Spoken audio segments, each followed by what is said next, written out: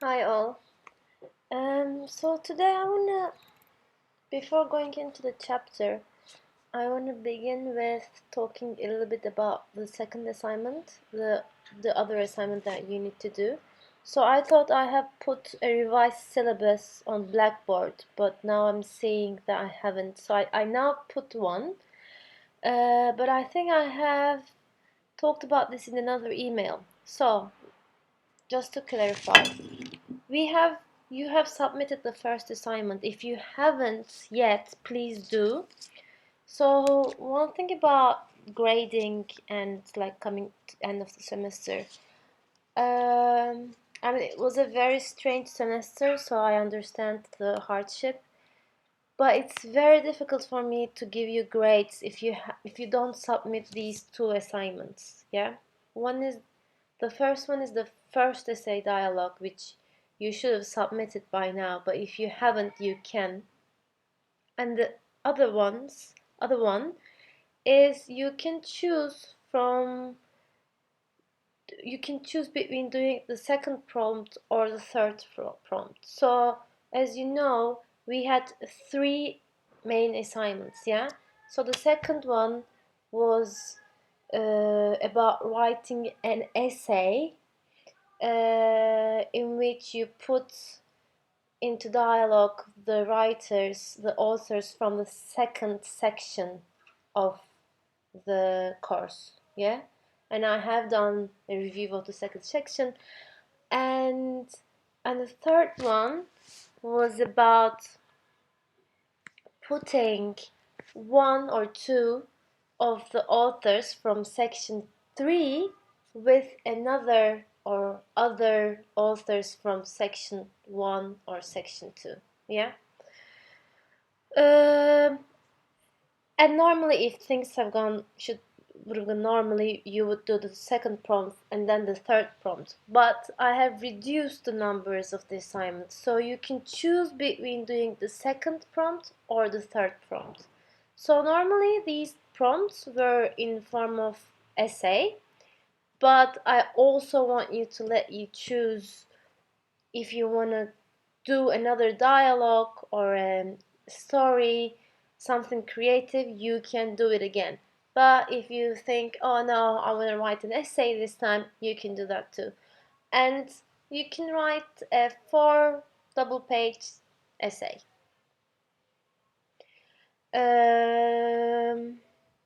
Yeah, double spaced essay. So that's all I want to clarify. If you want to ask, you can ask. And I'm thinking if you could submit the essays by May 14th, that would be ideal. I don't know when I should hand in the grades, but I think it's always wise to just get it done before, like, so that it doesn't stay until the very end of the semester. Okay, let's continue with chapter 8, learning and dreaming. So,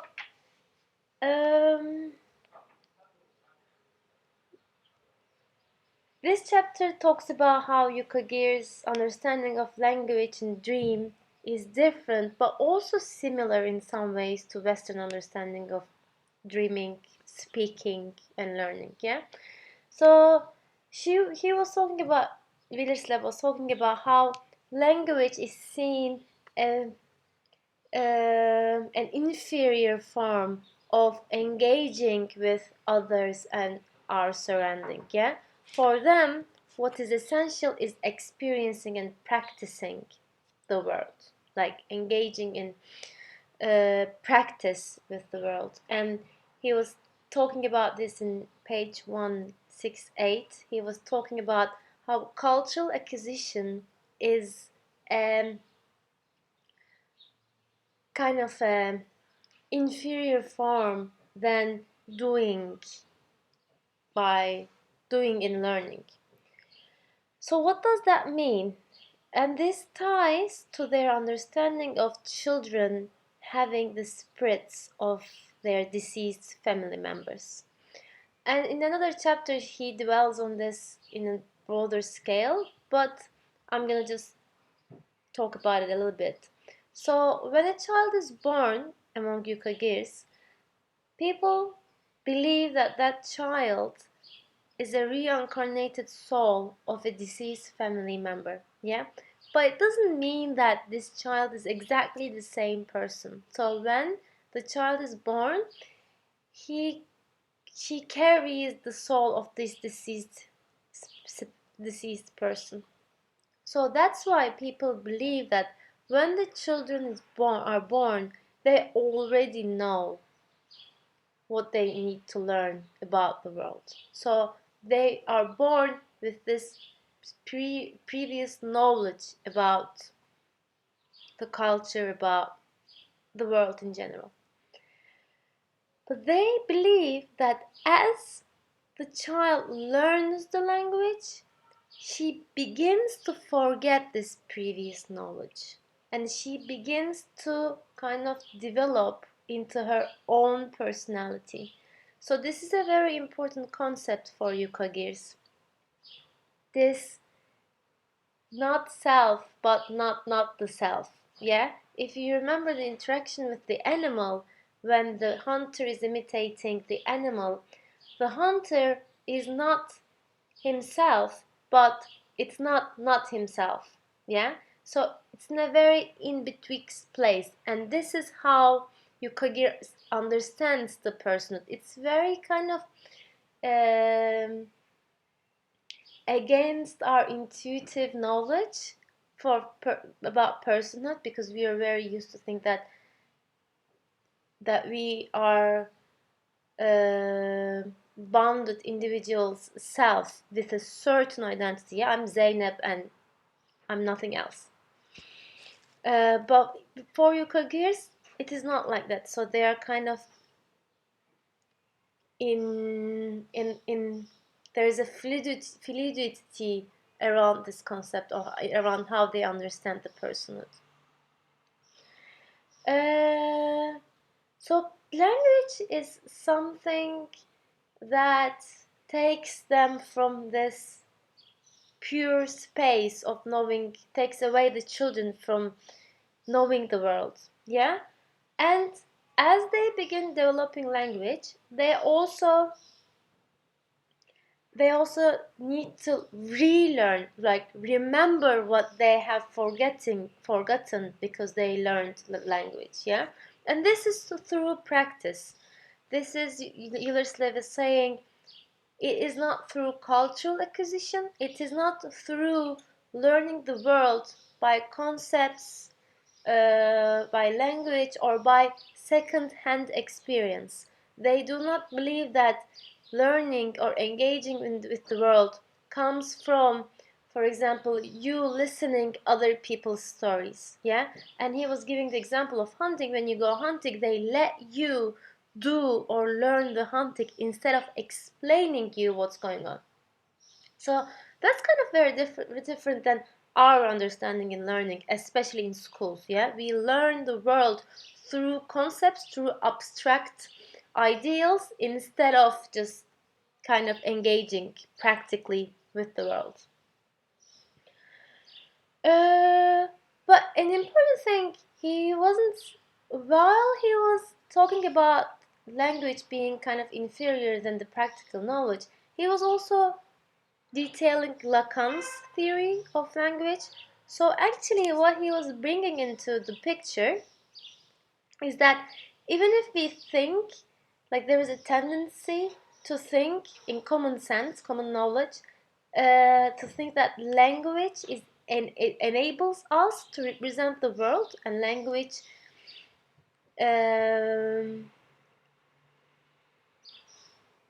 kind of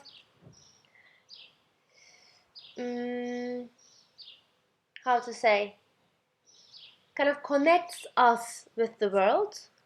This is the commonsensical understanding. But in Lacan's theory, which is a Western theory, actually language is something that we use to get involved with the world, but there is always a lack. Yeah. So I'm going to talk about a bit about Lacan's theory, but this is just for you to know. It's not that important. I mean, Lacan's theory is obviously important, but it's not very important for this lecture. But if someone is curious, so for that. So for Lacan, when the child borns, the child is not aware of its own boundaries, its own physical boundaries. So the child feels totally enmeshed, totally merged within the world. So there is no perception of the child's self separate from outside. But when the child comes to a certain stage, which Lacan calls the mirror stage, the child sees himself in the mirror. And then the child understands that it is different, like the child is different and separate from the rest of the world. And through language, through the symbolic order, the child tries to merge again with the world. But since language is only a representation, let's just sum it up like that, only a representation of the world, but not the world itself, there will be always a lack between the child and the outside world. So what I mean, in Western theory also language is understood something that cannot bridge the gap between representation and the real world itself. So I think this was important. So it's important to see this nuanced places that Willerslev is going. So Willerslev is not saying, oh, Yukagi's understanding is better than the Western understanding and they're in total opposition. No, he is just trying to think them together and put them into a dialogue. But also, another important point is that language maybe is inferior than the practical understanding or practical engagement with the world, but it doesn't mean it's not important, and it's not something that separates people from the non-people, from the animals or inanimate things. Because, and for Yukagirs, also language is characteristics of humans that separate them from other beings. If you go to the page 164 and towards the end of the second paragraph, Willerslev says, entry into the symbolic order of language is therefore seen by Yukagirs as necessary for the development and growth of the person. For without human language, the subject-world relation would be an enclosed, circular relationship that would make any distinctive human identity impossible. In this sense, human language provides hunters with security against self-dissolution or metamorphosis. So, Willerslev understands this characteristic of language as narrative mode in relation to what hunters do after they hunt. So he's telling us that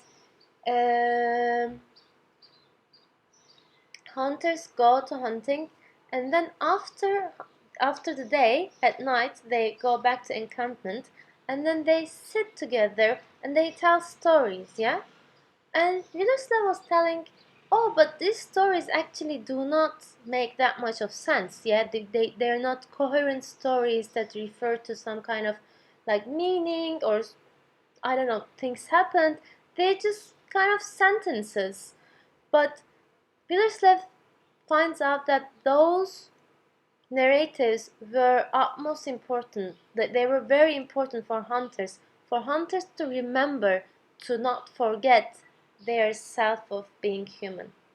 So storytelling, the act of speech itself, is important for Yukagirs rather than language, Willerslev is saying. If you go to 171, the last paragraph, Willerslev says, still the Yukagirs do regard language as a marker of identity, as something inseparably bound up with what it means to be a human person. And it is with reference to this aspect of language that I believe we should understand their narrative mode. What I'm suggesting, in other words, is that hunters' storytelling is not about conveying knowledge about the world, since knowledge for them is something that is embedded in contexts of non-linguistic modes of being in the world, that is, in practical activities of dwelling. Rather, they engage in storytelling and are obliged to do so in order to bring about certain humanizing effects. So this is important, I think, because this is a very kind of a sophisticated understanding of how you could see the language or narrative, and this is different than how indigenous people in Amazon forest that Con was talking about see language differently. Yeah, so for Con was telling us about that communication for a Amazonian person and not like human person and animal person, it was kind of a shared thing among all of them. And he was kind of telling that us Westerners see language as a marker that separates people from animals, but for indigenous people, language is not a marker that separates people, but communication takes place in different realms. But for Yukagirs, it's different. Language, or at least being able to narrate, storytelling, is a marker of separation. Yeah, even if they believe or they practice in communicating with with animals, they do think is language is important, and they do think is important to preserve a self, like a different identity from the animal. So I'm saying this because there is usually sometimes there's an understanding that, oh, like Western people as opposed to non-Western people, and non-Western people, they sometimes they're summed up in a unified category, but it's also important to know that like there are variances and there are differences among non-Western beliefs and practices. Even if we talk about animism, yeah, there are different ways of practicing or believing animism, I think.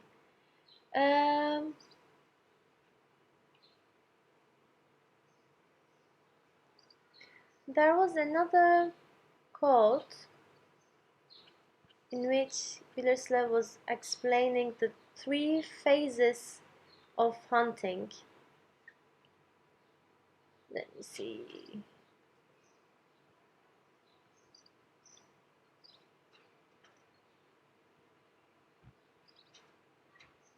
Okay, so in 172, he talks about 3 phases of hunting, and from the top, the 7th line, he goes on to say the first stage, that of separation, I have already described in some detail. Basically, it serves to break down the hunter's identity, making him a tabula rasa on which an animal identity can be inscribed. As noted earlier, hunters call this stage in the hunting process opening one's body. The hunter's ordinary human identity that gives sense and order to his everyday life no longer applies, but is in a way suspended. The second phase, that of liminality or transition, I have already described. In this stage, the hunter gives into an alien perspective and changes in the process. He is not the animal whose perspective he is assuming, and he is not that animal either. So this is the space, this is the stage where the hunter imitates and kind of tries to deceive, seduce the animal to be hunted, yeah? So he goes on to say, while this state of being betwixt and between perspectives enables the hunter to do things he cannot ordinarily do, such as seducing an animal into giving itself up, it also causes him certain feelings of anxiety about losing his human personhood. So in the act of imitating, the hunter kind of risks to lose his own self of perception of personhood. Yeah, so this is why he must return to the incumbent at the end of the day, and then he kind of reincorporates, and he, by telling stories, he remembers and he reincorporates into his human person self. Yeah. Another point in this chapter, which is I think interesting, was on dreams. So this was about how they take dreams to be um, part of the world, similar to the way they're part of the world when they're awake. Yeah, so there is no separation between their experiences when they're dreaming and when they are not, when they're awake. And Willerslev was talking about like Freud's understanding of dream, how actually like in usually how we look at dreams as metaphors of subconscious. Yeah, so like our unconscious is kind of asleep when we are awake, and when we sleep it kind of takes over, and then we see things in that we have repressed. But for Yukagirs it's not like that, and he tells Willerslev tells that this is because Yukagir doesn't see the mind different from or separate from the world. Yukagir see humans very enmeshed in the world and in practice, so that the mind is always in the world, even when sleep or awake, no matter if it's sleep or awake. Yeah, this is I think all about what I want to say. And this we will continue this topic of dream and language and personhood with another article about Inuits, Eskimos in Canada. I really like that article. Also, Lisa Stevenson, she brings up the concepts of or the debates of colonization into picture, which we haven't talked about that much. We touched upon, but Lisa Stevenson take that in a very serious way. So see you on Monday. Thank you.